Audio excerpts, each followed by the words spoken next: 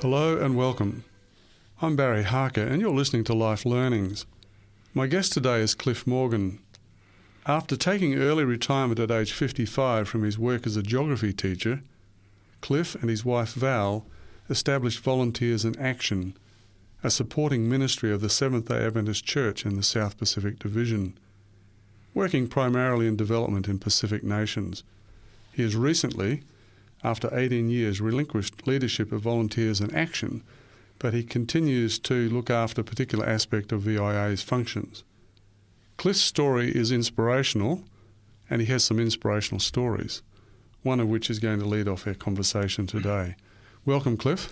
Thank you very much, Barry. It's lovely to see you.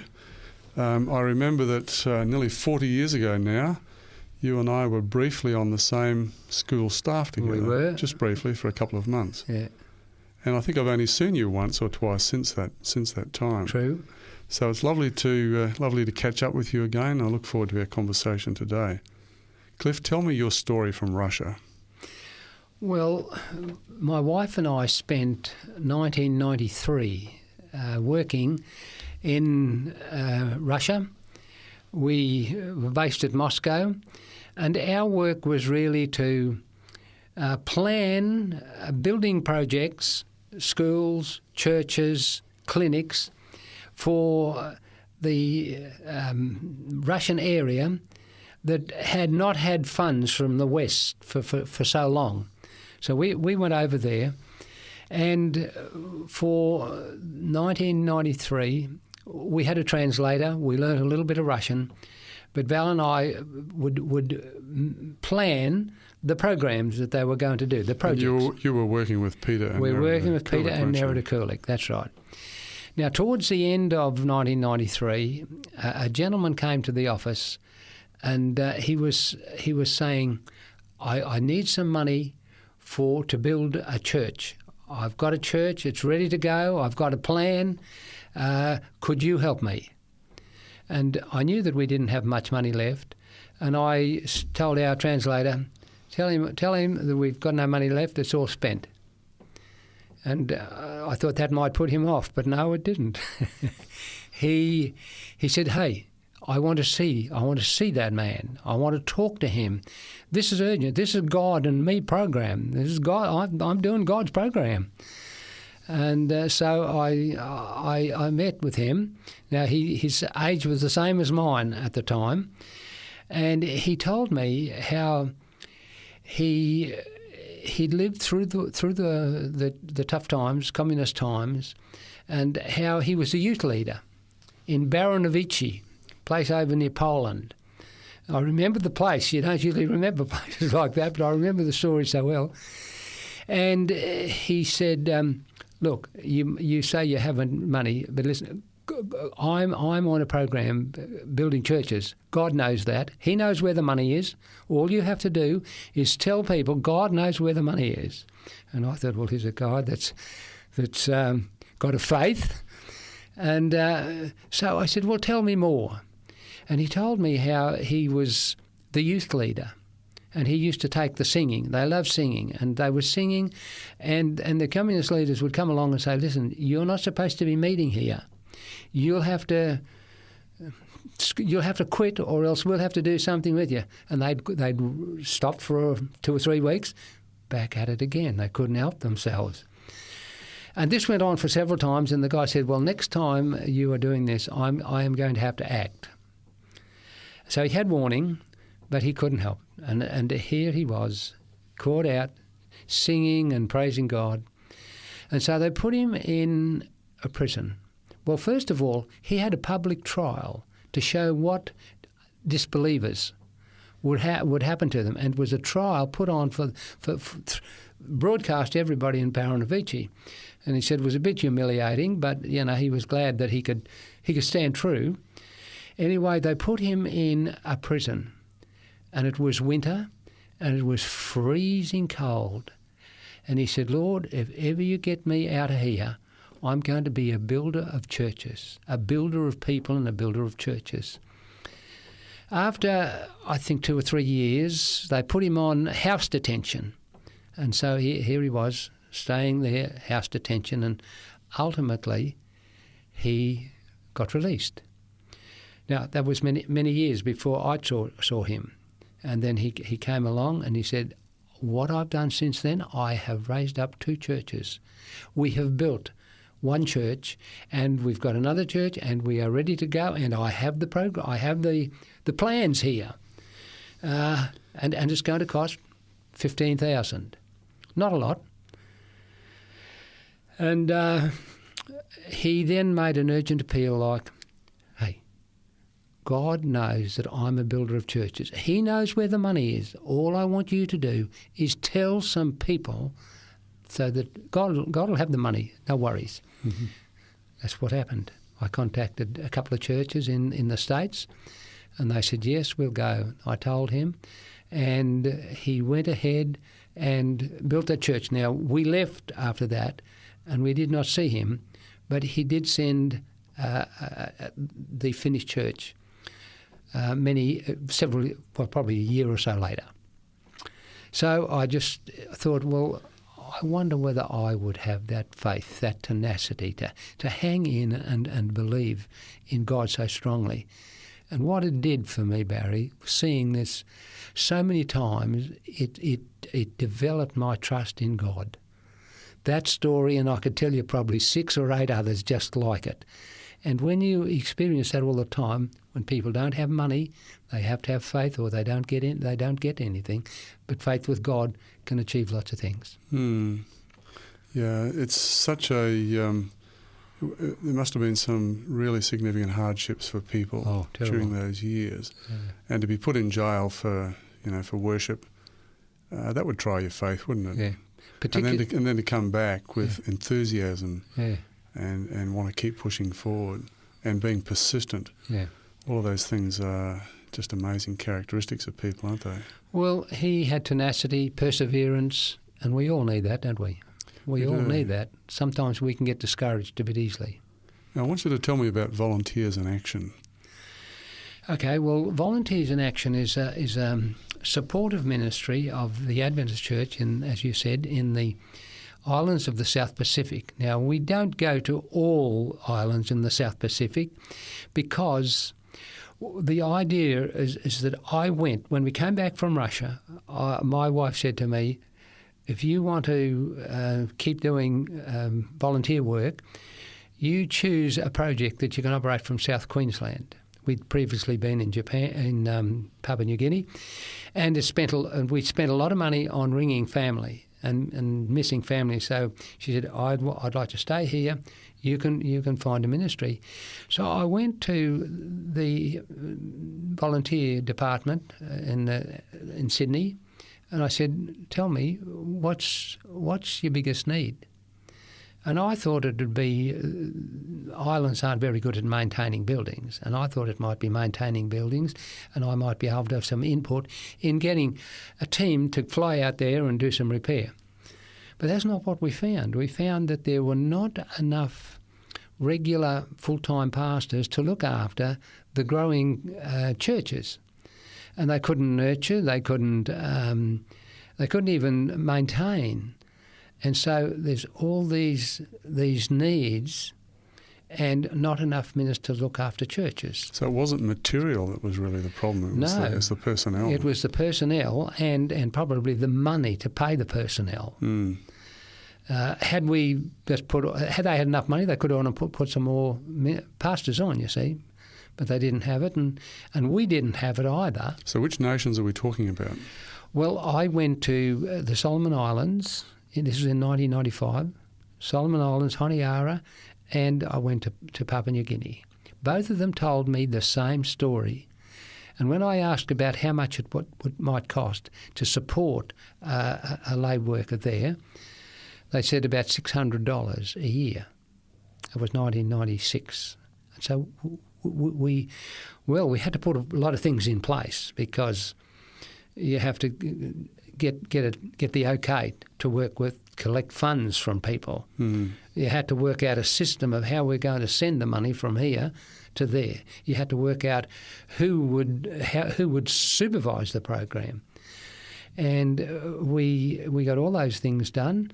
And in 1996, we started with seven for the year. That's all we had. 6 in the Solomons, 1 in Papua New Guinea. And these were supported by people here in Australia? These were supported by donors, giving $600 each.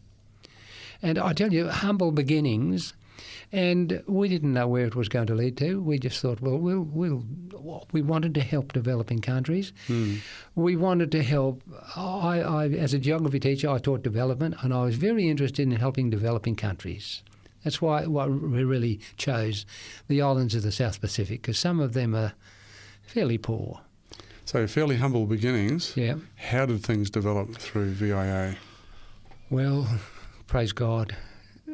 Most of the progress has been more God's doing than our doing, because, every donation that comes is a miracle of God. Somebody's heart's been touched and they give. And we saw that happen so much. And so it started off very, very humble, and we wanted to give good reports because people wanted accountability and they wanted reports, the feedback on how the progress was going, because they were investing some money. And I tell you, it took off famously. It went very, very well, and we didn't have to do a lot of advertising because people told their friends, and they soon passed it on. That's the best way to go. Yes, good advertising, isn't it? Good advertising. And so we had 7 the first year, 38 the second year, 127 or 117 the next year. And once we saw we had in place a system that worked, and the system we wanted to work was, hey, we wanted them to take ownership of the program because it's their program, it's not ours. All we do is really provide the money. So you weren't involved in identifying the workers? or anything like that? We wouldn't have known them. We just said, here's the money. Now, it's the local people's task to select, train them, place them and supervise them. And when they could do that well, and we got reports, hey, it went bigger and bigger. And the missions were very excited about doing this because they hadn't much help. And they went forward very well, and it grew pretty rapidly. Sponsors came up. They God sought them out, and the progress. Well,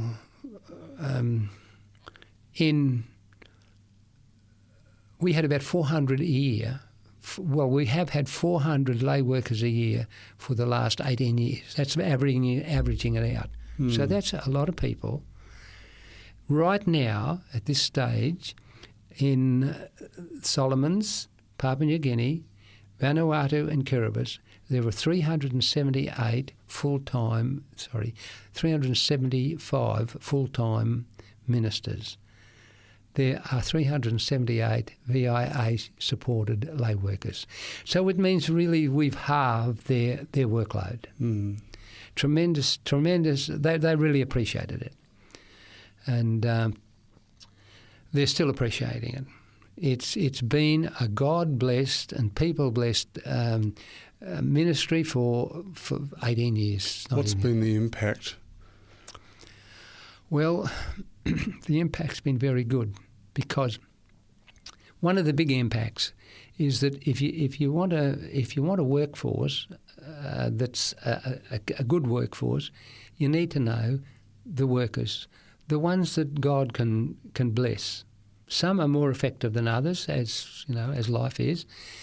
And some of the fellows were so on fire for God that their hearts were just full, guided by the Holy Spirit, and they just took off. We've got a fellow here today that's being interviewed downstairs.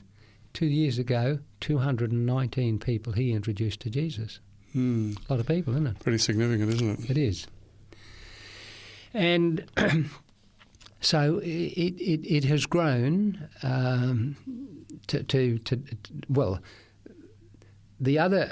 one other advantage is that it's uncovered a workforce. if you've got 378 men out there and they're looking to put on to find who's good material for another pastor, they look at the fellas with the experience. And so many, probably 15, 20% of our fellas have been picked up, given training and put out there full time. So it's a good training program. So what has been the impact on the churches in those areas? Well, I know that the people in the local missions have appreciated that somebody is out there nurturing the members when they're so isolated. There's some pastors that can't afford, they don't want to go to an area that's very, very isolated because they're not used to roughing it perhaps as much as our guys are. And so you can't put a family in there with children when there's not much chance of an education. And so our guys will go and they'll put people there and somehow we'll find, well, they might put just a young married couple there for a start. And so it's nurtured the people. It's also encouraged them to give their offerings and the money that they want to hand in. And it's encouraged them to grow a church. They want to build. What else does VIA do apart from supporting the volunteers?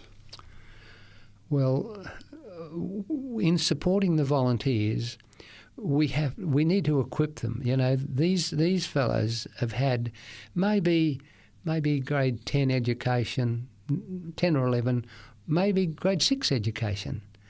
And so they need to be equipped. They need to be trained. We don't do the training, but the local people do the training. So they're trained. They're equipped with resources. Some of them, you know, one fellow said, look, I get leeches on my feet. Can you give me a pair of boots? Others would say, I walk. There's a road, but I have to walk from this village to this village and it takes so much time. Could you give me a bicycle?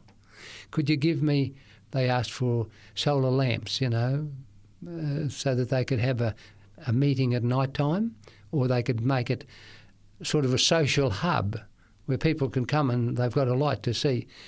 And that's now graduated to solar power. It's quite different from our culture, isn't it? So different from our culture. And we have so much in comparison. We do. We couldn't live their way. Yes. Yeah. And so we do all those things, and then we give them Bibles and we give them materials that will help them to study better and to be able to take more interesting sermons. Now, you mentioned to me before that you're actually looking after the roofing on buildings or churches. Tell me about that. Well, Barry, I believe that just as everybody needs a home in which to live, people deserve a spiritual home in which to worship. Now, unfortunately, in many parts of the world, that doesn't happen.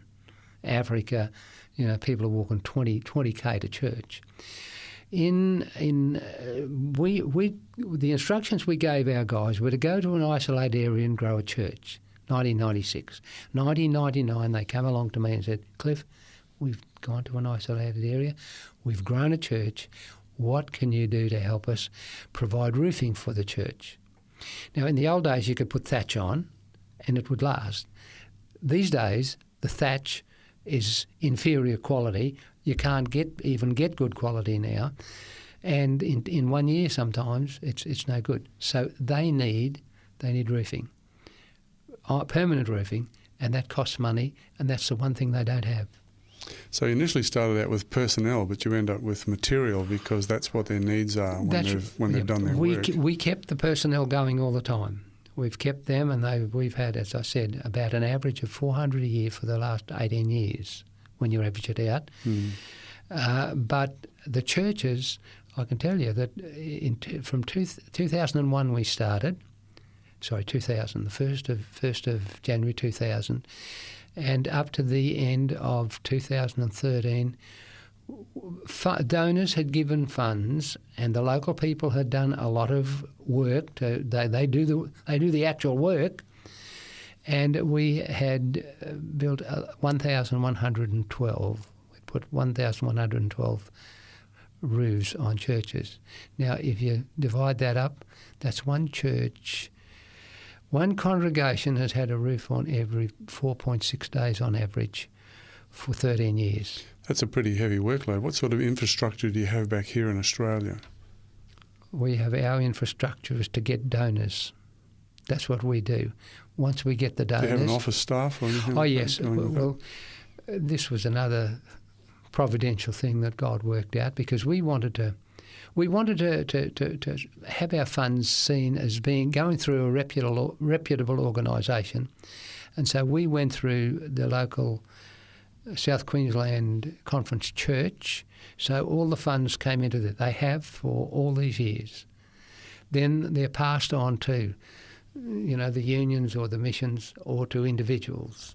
At present, we pay all our guys into their bank account stipends, but roofing has to go through the mission or the union. So the church is actually doing quite a bit of the administration of your project. The church is doing just about all the administration of our projects. All we do is have somebody who tells us what the church wants, what materials do they need, send this to us with a picture, and then we approve the funds, and then the local church does basically all the work.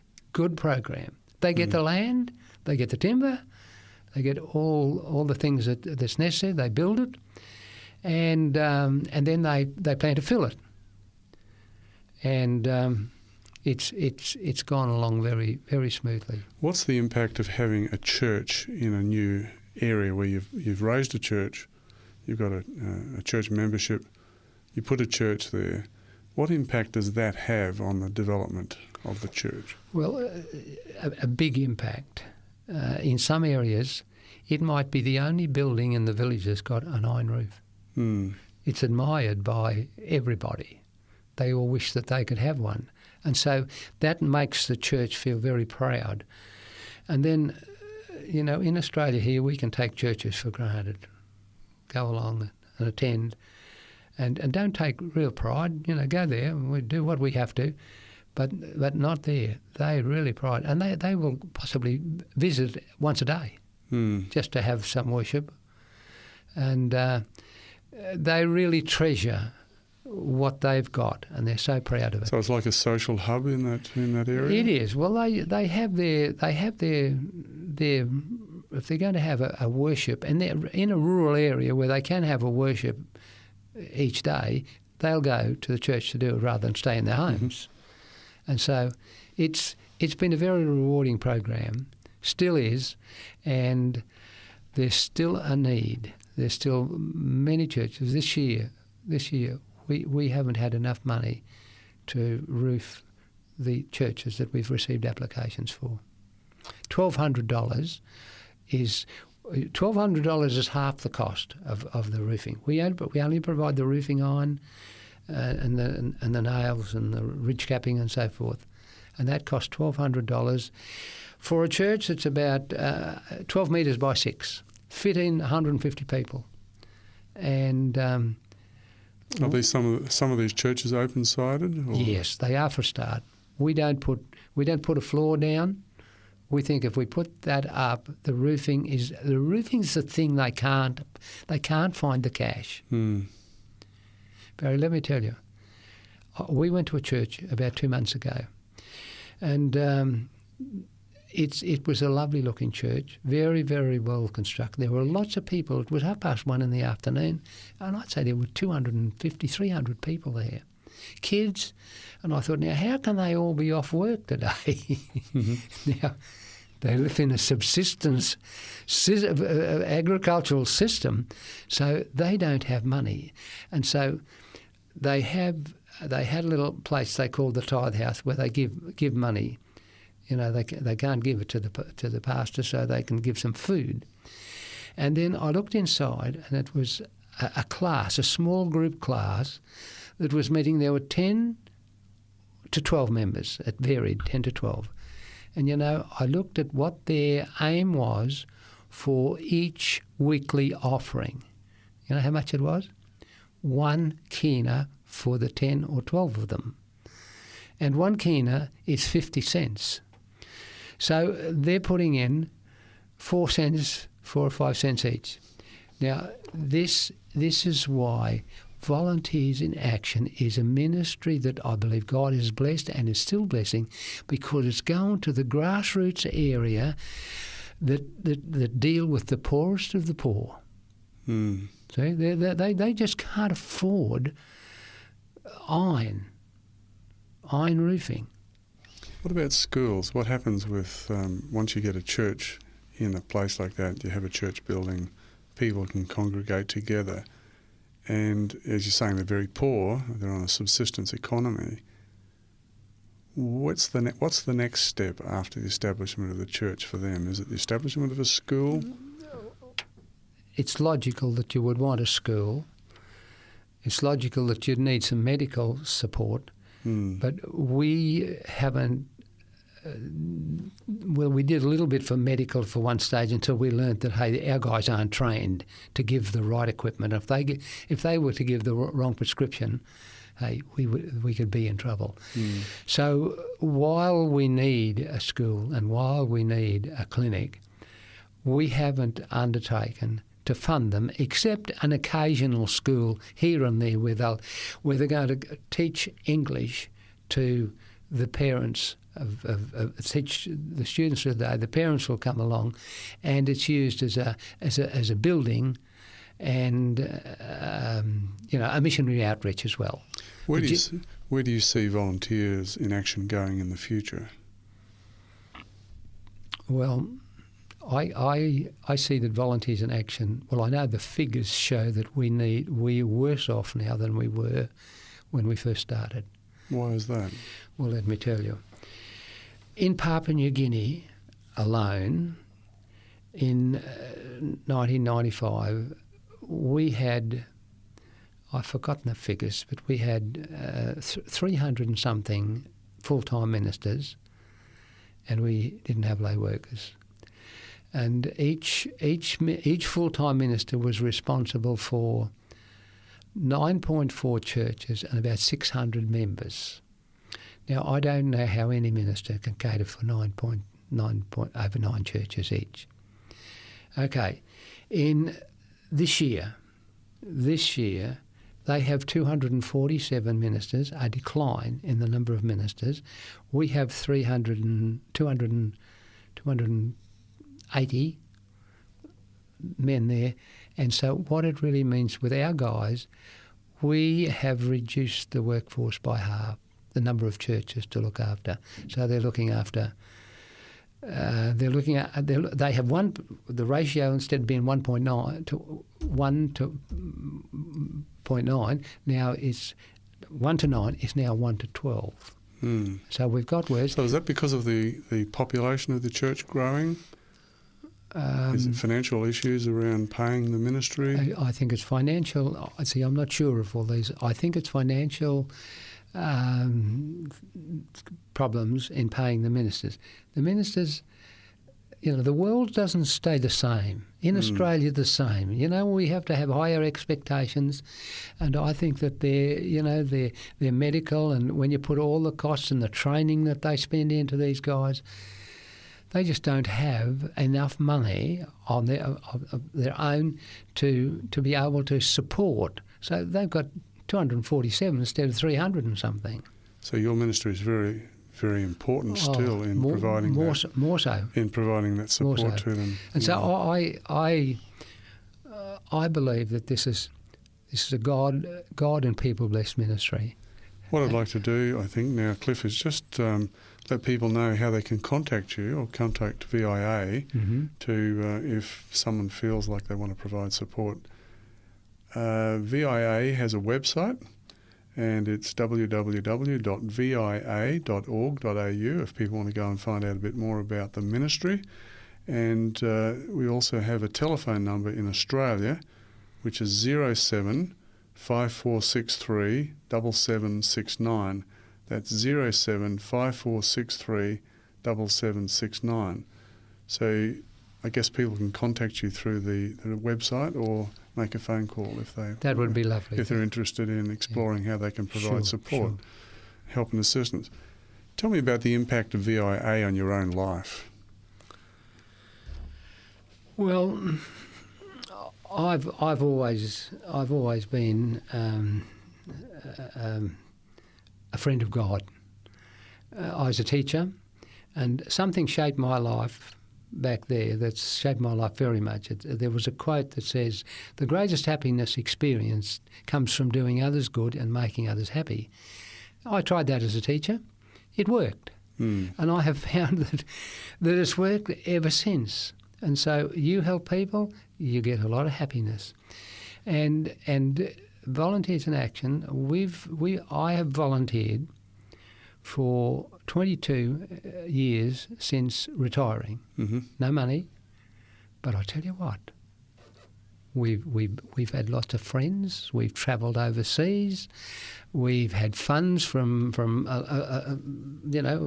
America, and roofing funds. Half our roofing funds have come from a donor in America, and God has just blessed us so much, and it's grown my faith.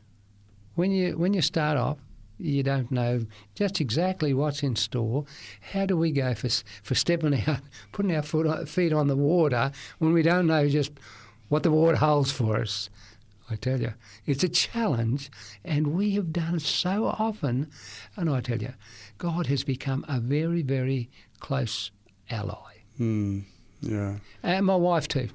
I mean, she's been a champion, but both of us.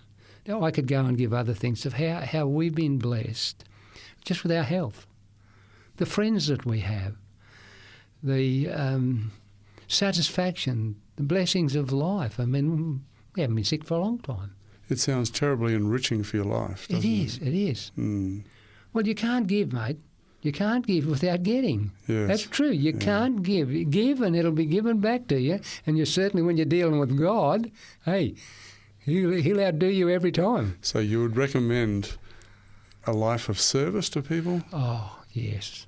I think volunteering at whatever age, I mean, you can't do it while you're working, but in your training, you have time as a volunteer.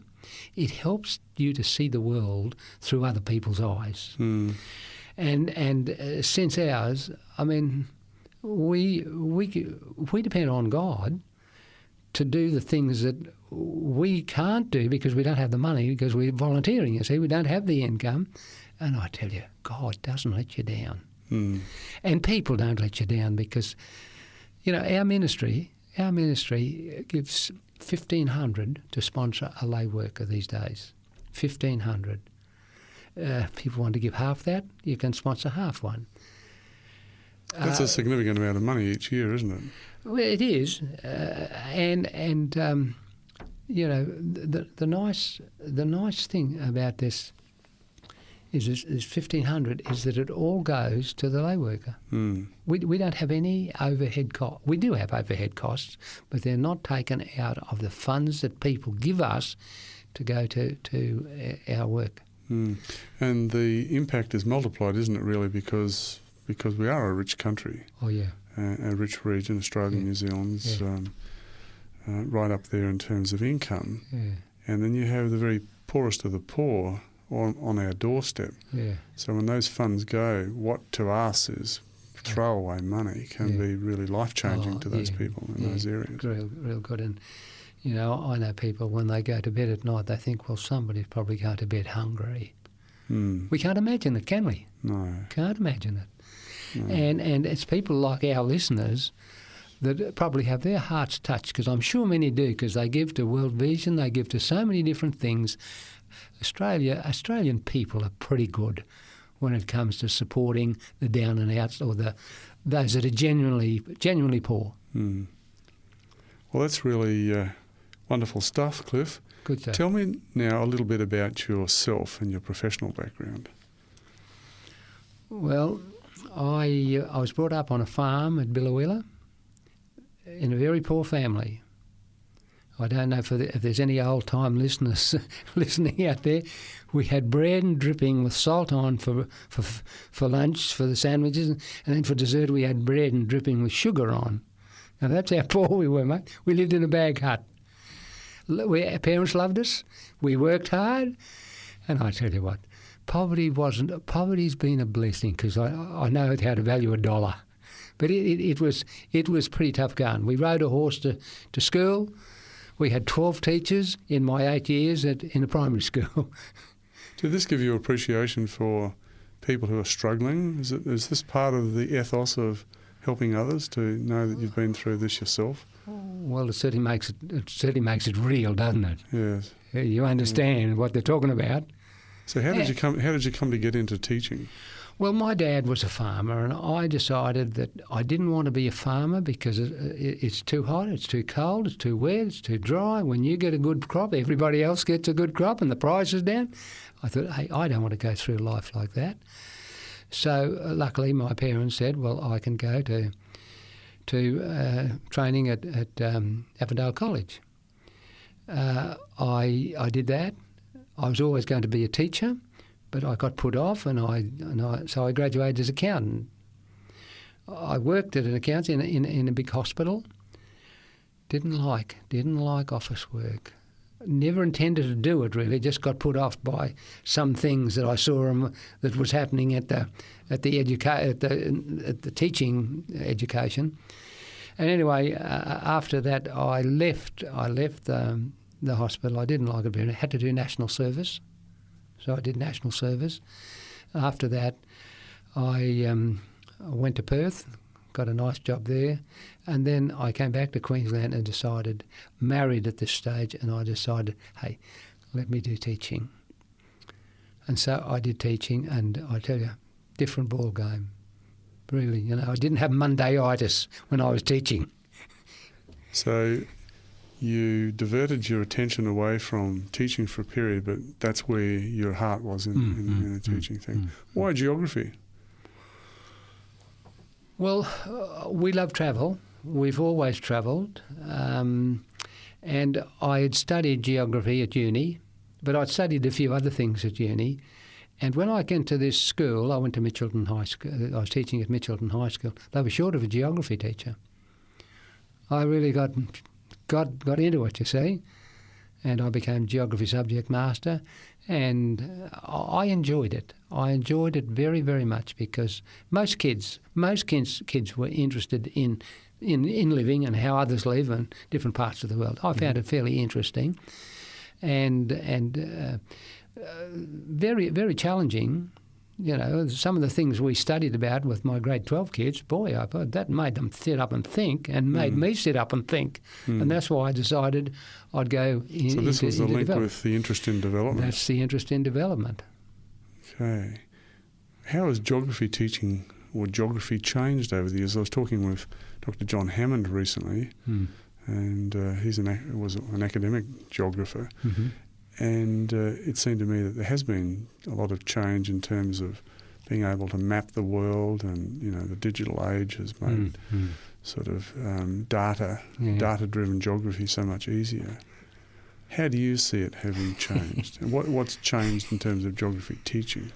Well, I haven't taught for such a long time, and I'm not up with this technological world very much. Mm-hmm. So you're asking the wrong bloke. I don't know very much. I do know that what our grandkids are learning, and I know that it's changed somewhat, but I was talking to a geography teacher just recently, and they were still doing some of the basic things that we did. Yes. But I think that, 11 and 12 syllabus has probably changed very much. It's still important to know something about our world. We can't really understand life and where we fit into the world unless you know something about the rest of the world, and your own geography as well. Mm. Well, tell me about your family. Tell me about Val. Tell me about your family. Mm-hmm. What impact has working together with Val had in Volunteers in Action? Well, we met at Avondale. She was 18, and then we married when she got 21, and then we just shortly after that we got married, and that's when I came to Queensland and did the teaching. Val's a lovely lady, great wife, great mother to our kids. We had 3 boys. All have done pretty well since. What have they done? Well, 2 of them became teachers and one became an accountant. The one's still an accountant. The 2 that became teachers have moved on to other things. Son in America, he married an American lass, and he's now human resources for... he's the manager of the human resources, and they've got 6,000 employees.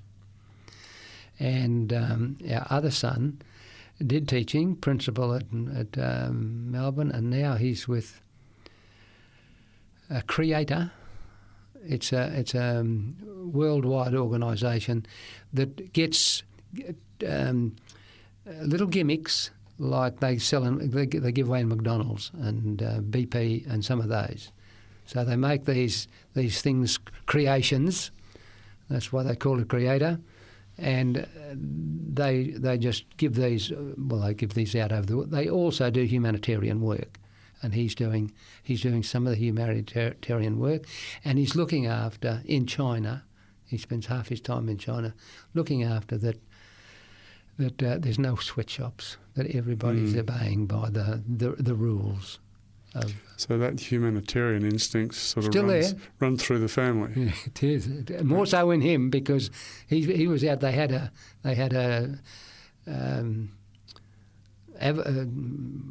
earthquake out in China, and he and a lot of other people got on board giving money, and they started planting nut trees so that in 2 years they'd start getting an income. Tell me about your religious experience. Tell me how it's grown over the years. When we were kids, we lived on a farm. We'd milk twice a day, and I found worship was a pretty boring occasion. You know, we had nothing to do. We couldn't do things. We were sort of trying to treat it sacredly, but it made a pretty long day. And we weren't exciting about it. I didn't go to a church until I was 14. We lived in the country, isolated. When I went to Avondale, I decided that I'd marry a Christian woman, and that I would always sort of be a disciple of God. I decided that. While there, I got myself baptised, and I got the Christian wife, and I would say that we have been a loyal supporter of our church for many years. I was very involved in youth leadership, and we got our kids involved in Scouts, Pathfinder things. And we've given our kids a great opportunity, and I would say that my experience with God, it was probably highest when I was at university. I wasn't the greatest scholar, but I was doing reading the Bible and trying to get to know God, and my university results were better than any other result I had, and I put that down to. God, sharpening the intellect. Yes. And since then, we've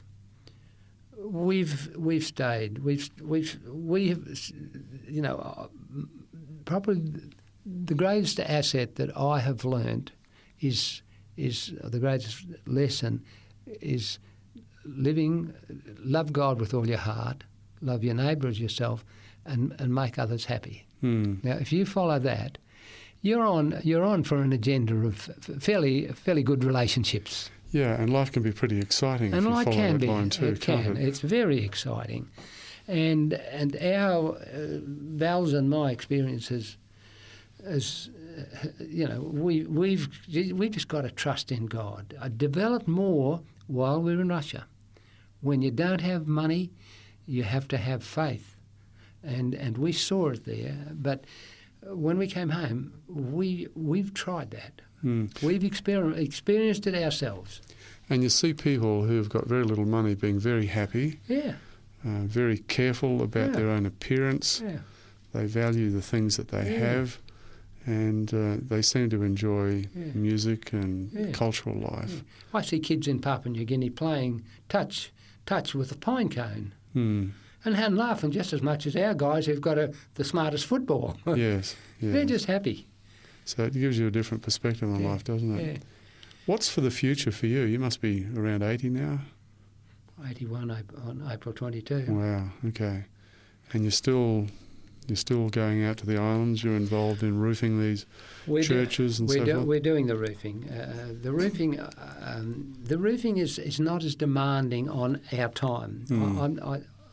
My wife has had a lot of doing computer work. She does it all. So it's unfair for me to just say, yes, we'll keep this up when I'm not pulling my weight on the computer. So we've eased back on that one. Roofing is not a lot of computer work, and roofing is very rewarding. So we'll keep that up, and it's it's isolated from all the other things that the support of a lay missionary. Apart from this sort of work and your church attendance and church life, what's life like for you? What do you do in your recreation time? What do you like to do in terms of, if you just got a bit of time on your hands or a holiday, what would you do? Oh, well, we've loved travelling, mate. We've been to probably 60 countries over time. We've always loved travelling. Very rewarding. We're going to a lot of this has been related to your work, hasn't it? Related to the work, but relating to our interest in travel. And the fact that we have a son over in America. We'll be away for 2.5 months this year in America while our granddaughter graduated. But very enriching, enriching. And the people we've caught up with ASI and so many other organisations over there. And it's been very, very, very rewarding. Just this year, we've moved into a retirement village. Did you know that? No, I didn't actually. Well, we sold our house and we moved into a retirement village, and so far so good. We've been there since July 7. We still don't know a lot of the people. We've travelled to Mongolia this year, and we've travelled a few other places, but it's another chapter in our life, Barry, and it's a chapter that we know that God has had a hand in, because when we said, God, we really don't know the future. This is how simple my faith is. We don't know the future. You know better than we do. How about we saw a place that we could live in? It was comfortable enough. And we said, God, if you open doors, we'll put our place on at a reasonable market. If you open the doors, we'll say thank you. If you close the doors, we'll say thank you. So we were on a win. Somebody else made the decision for us. We told our travel agent that we had the man upstairs on our side, and surprised her a little bit, because we said, well, listen, we don't want one or two things happening. We just asked them. Anyway, sold in 3 days. So we know we're there with good reason. Yeah. And so it's very comforting to know that. And I would like to appeal to our listeners, hey, have a trust in God so that you can go to him in times of hardship, in times of uncertainty, and just see what he does. How do you conceptualise your life now? Would you think of yourself as a retired person? Not really. I mean, I did a half marathon in July 6th last year. Retirees can still do that, I know. Yes. But I worked pretty hard at it. And I did. What's a marathon? 46 kilometres? Yeah, but I did half a marathon. So that's 23. 23.3. And I did it in just 2.5 hours. And I pulled up reasonably well. I was fairly proud. It was a bucket list thing. I'm not going to do it again. It was hard work. So what did you do in preparation for that? Oh, I trained fairly hard. I took probably 5 months 5 months, just building up, and I probably peaked a month too soon or 3 weeks too soon because I got tight muscles and slowed me down a little bit. But no, it was interesting. You must be in pretty good health to do a half marathon at the age of 80. Well, let me tell you, there were 9,000 people doing it, and they were all different shapes and sizes, and I was just surprised how they just kept plodding on. I mean, we didn't do it some of them did in an hour and a bit. What else is on your bucket list? Oh, I'd like to travel a bit more. Iceland. Where would you like to go? Where would you like to go? I'd like to go to Iceland. I'd like to go to Ireland. We haven't been to South America. It'd be nice to go there. The thing is, when you turn over 80, your travel insurance is very high. I'm sure it is. So you back off. I think we'll have to back off a bit. We have an interesting life. Life. You can't stop living, can you?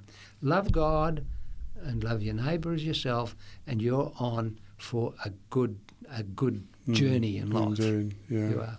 Indeed. So tell me your favourite place in Australia. Good one. How about? Well, I like Port Douglas. In North Queensland. Queensland. How about I say Victoria Point, Queensland, because that's where we now live. That's where you live. And that's a lovely spot too, isn't it? Pretty nice climate, mate. It's a pretty nice climate. Beautiful climate down there by the water. Yeah. What about overseas? What's your favourite place overseas? Well, I know my wife's. Vienna, Switzerland. It's a lovely place, and we've been there 4 or 5 times. Probably mine. You mean Vienna and Switzerland, or no, Vienna. Sorry, Vienna in Austria. In Austria, sorry, yes, not yes. Switzerland. It's Vienna in Austria. I like Norway. I like New Zealand. I tell you, South New Zealand's pretty hard to beat. New Zealand's a very lovely place, isn't it? It is. It's hard to beat. Yeah. And it's closer to home. It is too. It is too. It's doable. So if you had the opportunity to spend a bit of time in a place overseas, where would you go first? Somewhere that you would really love to go and return to. Of all those ones you've mentioned, where would you go? Yeah, well, I'll tell you one that I like very much. The Western Highlands, the western part of the Solomons. I don't know. Have you ever been to the Solomons? I haven't been to the Solomon Islands. Okay, well, the Honiara and not those places, but go over to, Choisel's a little bit further out, Gizo area. That area, Kakundu is the place I'm thinking. There's a school there, there's a clinic there. Every time I've been there, and I've stayed there many times, you stay in a little screened house that's got showers and decent beds, and the waves are breaking outside your window. And when you stay there, you think, boy, this is it. We travelled home one afternoon. My wife came with us this time, and we had about a 25-minute trip across from Gizo to Kakundu, and we got on this boat, and the sun was just setting. The sea was placid, very calm, and here we're sailing along, and we were then accompanied by a whole lot of dolphins. I tell you, you can't do it much better, mate. It sounds absolutely fabulous, actually. It was. Yeah, it was. Well, we're getting towards the end of our program. I wonder if you have a favourite Bible verse or passage. I have lots of favourite Bible verses, but the one that I'd like to give 2. One is Luke 1:37. Nothing's impossible with God. Just believe that. If you believe that, really believe it, you can find that nothing's impossible with God. And the other one is Luke 6:38. Give and it will be given. In fact, it's been lovely to be able to go through life giving and trying to make others happy, because I tell you what, I know who gets the greatest happiness. Yes. So if I were to ask you, what's the one thing you've learned from your life that you think everyone needs to know, what would it be? One thing is to say nice things to people while they're alive rather than at their funeral. Mm-hmm. And the other is to live to give. Live to give. I think we've sort of picked it up from our conversation already, that's the centre, the heartbeat of your life is giving to other people. And, we've been blessed in so many ways through our volunteering for all that done. I'd like to suggest that others try volunteering too. When they get an opportunity, volunteer for something, because it'll keep the interest level up, it'll keep the health level up, and have an active mind in an active body. Yeah, it gives you a sense of purpose too, doesn't it? It does. Purpose and meaning. I wonder if you'd like to close our conversation with a prayer today, Cliff. Sure. Our Father in heaven, we want to say thank you for being a good God. We will have listeners today who have been on a journey, perhaps not quite as interesting as ours, perhaps not quite as pleasant as ours, but we're all on a journey, and I want those people to know that, hey, if we keep thinking of others, we're going to think less of ourselves, and we're going to be blessed. For those people out there that are doing it tough today, I'd like to suggest you turn to God. You turn to family. You turn to friends. All of us need relationships. And I'd just like to appeal to those that are happy or doing it tough. Hey, think of family, think of friends, think of a God that's willing to help. Lord, as we look back on our lives, we want to praise you for so many pleasant experiences that we've had, and we know that they're available for us if we go looking. Help us to be prepared to volunteer, and I would just like to say thank you, God, for answering so many of our prayers. Thank you, God, for being a very good friend. And continue to bless each listener, Barry and me, I ask in your name. Amen. Amen. Thanks, Cliff. It's been wonderful talking with you. As I said at the beginning, your story is inspirational, and I find it inspirational at the age of 80 that you're still goal-directed and you're focused on helping other people. Yeah. I think that's a truly enjoyable and satisfying life that you're leading. And thank you for all the work that you put out on behalf of people in this division. I know that that's not what you're looking for, but I think that's something that we owe you for the sort of work that you've done on behalf of the church. Well, I know and the Lord. And I know it has been a great blessing, but I know who's been blessed most, mate. Yeah. All the best for the future. Good. And I'll be interested to see where Volunteers in Action goes into the future.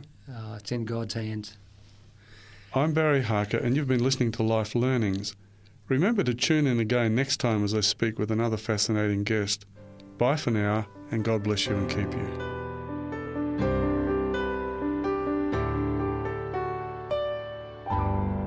You've been listening to a production of 3ABN Australia Radio.